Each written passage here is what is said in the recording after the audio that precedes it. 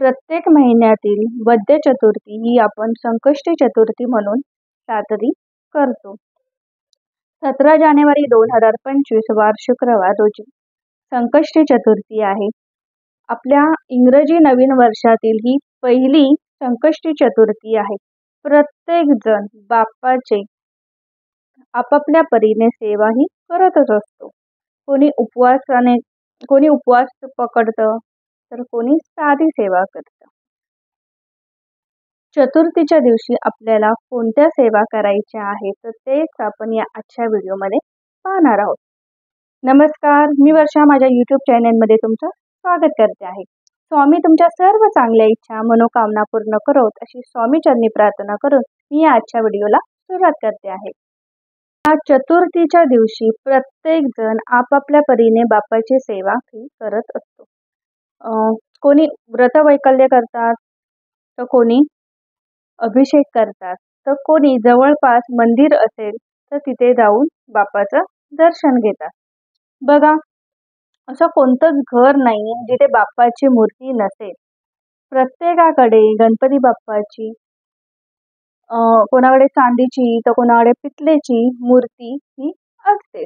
पण गणपती बाप्पा हा प्रत्येकाच्या घरात विराजमान हे असतातच. बघा, चतुर्थीच्या दिवशी आपल्याला काय करायचं आहे, तर चतुर्थीच्या दिवशी आपल्याला बाप्पाची मूर्ती घेऊन त्यावरती पंचामृताने अभिषेक करायचा आहे.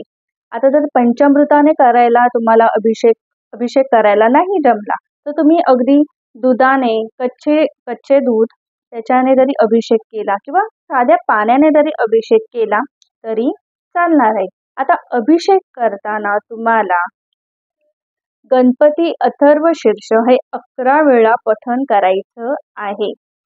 गणपती अथर्व शीर्ष तुम्हाला 11 वेळा पठण करायला जर जमणार नसेल तर तुम्ही गणपती स्तोत्र सुद्धा बोलू शकता. गणपती स्तोत्र सुद्धा तुम्हा सर्वांना माहीत असेल. प्रणम्य शिरसा देवम गौरीपुत्रम विनायकम भक्तावास स्मरे नित्यम आयु कामात सिद्धई. हे जे आहे संस्कृतमध्ये आहे, तुम्ही मराठीमध्ये सुद्धा त्याचं पठण करू शकता. पण ते 11 वेळा आपल्याला पठण करायचं आहे आणि हे पठण करताना आपल्याला अभिषेक करायचा आहे बाप्पाच्या मूर्तीवर. बघा, अभिषेक करून झाल्यानंतर बाप्पाची मूर्ती आपल्याला स्वच्छ पुसून ती मूळ स्थानावर ठेवून द्यायची आहे. त्यानंतर त्याला हळद, कुंकू, लाल फूल, दुर्वा वाहायच्या आहेत.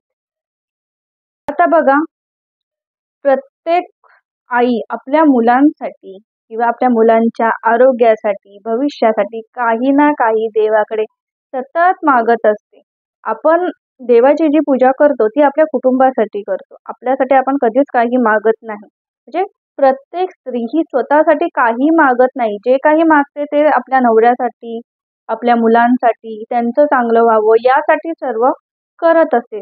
तर या चतुर्थीला सुद्धा प्रत्येक आईने आपल्या मुलांसाठी काही सेवा करायच्या असतात. जर तुमची मुलं मोठी असतील तर त्यांच्याकडून ह्या सेवा तुम्ही करून घ्यायच्या. जर मुलं लहान असतील तर त्यांना सोबत घेऊन तुम्हाला या सेवा करायच्या आहेत. तर कोणत्या सेवा करायच्या आहेत तर त्या आता पाहूया. दुर्वाची जुडी हातात घ्यायची आहे. दुर्वाची जुडी हातात घेऊन किंवा आपल्या मुलाच्या हातात द्यायची आहे. त्यांना जर बोलता येत म्हणजे पठण वाचता येत नसेल तर त्यांना सोबत घेऊन त्यांच्या हातात दुर्वाची जुडी द्यायची आहे आणि त्यांच्यासोबत बसून तुम्हाला गणपती अथर्व शीर्ष 11 वेळा पठण करायचं आहे. 11 वेळा गणपती अथर्व शीर्ष पठण करायचं आहे. 11 वेळा गणपती स्तोत्र पठण करायचं आहे. आणि गणपती अथर्व शीर्ष पठण केल्यानंतर शेवटी फलश्रुती असते ती बोलायची आहे. जर 11 वेळा पठण करायला नाही जमलं तर तुम्ही 1 वेळा पठण केलं तरी सुद्धा चालणार आहे. पण 11 वेळा पठण करायचा प्रयत्न करा. त्याचबरोबर गणपती स्तोत्र बोलायचं आहे. बघा, हे जे काही स्तोत्र मंत्र आहेत हे आपल्या मुलांना सोबत घेऊन त्यांच्याकडून बोलून घ्या. हे खूप चांगलं आहे. बघा, त्यानंतर ती दुर्वाची जुडी तुम्हाला तुमच्या मुलांकरवी त्या गणपती बाप्पाच्या मूर्तीला अर्पण करायची आहे. दुर्वाची जी जुडी असते तिचा जो शेंडा आहे तो गणपती बाप्पाकडे करून अशा पद्धतीत ती दुर्वाची जोडी आपल्याला अर्पण करायची आहे. प्रत्येक मुलाने गणपती बाप्पाची सेवा ही केलीच पाहिजे, कारण बाप्पा हे बुद्धीचं दैवत आहे. जो मुलगा प्रामाणिकपणे अभ्यास करतो त्यावरती बाप्पाची कृपादृष्टी राहते.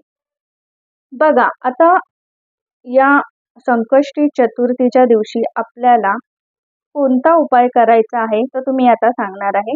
बघा, हा उपाय आहे, हा उपाय तुम्ही अगदी 12 चतुर्थी केलात तर त्याचे खूप चांगले अनुभव तुम्हाला पाहायला मिळतील. आता उपाय कोणता आहे तर बघा, मंदिरासमोर उभं राहायचं आहे. एक छोटा सुक्या खोबऱ्याचा तुकडा घ्यायचा आहे, छोटासा घ्यायचा आहे. त्याच्यावरती तुम्हाला कापूर प्रज्वलित करायचा आहे आणि तो कापूर विजेपर्यंत तुम्हाला गणपती बाप्पाचा मंत्र बोलायचा आहे. तर मंत्र कोणता आहे? मंत्र हा आहे, ओम श्रीं विघ्नहर्ताय नमः, ओम श्रीं विघ्नहर्ताय नमः. हा मंत्र तुम्हाला कापूर विजेपर्यंत बोलायचा आहे. बघा, हा उपाय आहे. हा उपाय तुम्ही 12 चतुर्थी करून बघा आणि स्वतः अनुभव घ्या. बाप्पा आपल्यावरचं संकट दूर करतात. प्रत्येक संकटामध्ये आपण आपल्या देवालाच हाक मारतो. आपल्या आयुष्यातील सुद्धा काही संकट, समस्या असतील, काही अडचणी असतील तर त्या दूर होण्यासाठीच आपल्याला हा उपाय करायचा आहे. बाप्पा हे विघ्नहर्ता आहेत, त्यामुळे प्रत्येकावरचे विघ्न ते दूर प्रत्येकावरचे जे विघ्न आहेत ते नक्कीच दूर करतात. फक्त मनात श्रद्धा हवी. कोणतीच गोष्ट श्रद्धेशिवाय होत नाही. बघा, सेवा कोणीही करू शकतात. जर सुतक विटाल असेल तर त्यांना सेवा करायला जमणार नाही, परंतु त्यांनी फक्त नामस्मरण केलं तरी चालणार आहे. नामस्मरण कोणतं करायचं आहे? ओम गणगणपते नमः या मंत्राचा जरी तुम्ही जप केला तरी चालणार आहे.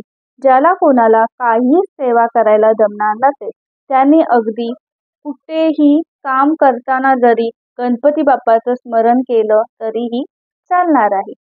शेवटी श्रद्धा महत्वाची. बघा, आपण जी सेवा करतो मग ती कोणतीही असो, कोणत्याही देवाची असो, ही सेवा केल्याने काय मिळतं तर ही सेवा केल्याने आपल्याला एक मानसिक बल मिळतं, मानसिक शांती मिळते. आपल्यामध्ये सकारात्मक बदल घडायला सुरुवात होते. जगाकडे बघायचा आपला दृष्टिकोन आहे तो सकारात्मक होतो. बघा, काही संकट आली तर त्यातून मार्ग कसा काढायचा किंवा संकट आलं तर ते खचून न जाता त्याला कसं फेस करायचं, ह्या सर्व गोष्टी आपल्याला या फक्त नामस्मरणाने साध्य होतात. बघा, व्हिडिओला लाईक नाही केलात ना तरी चालेल, पण व्हिडिओ आवर्जून शेअर करावा. झालेली सेवा महाराजांच्या चरणी रुजू करून मी हा आजचा व्हिडिओ इथेच संपवते आहे. श्री स्वामी समर्थ.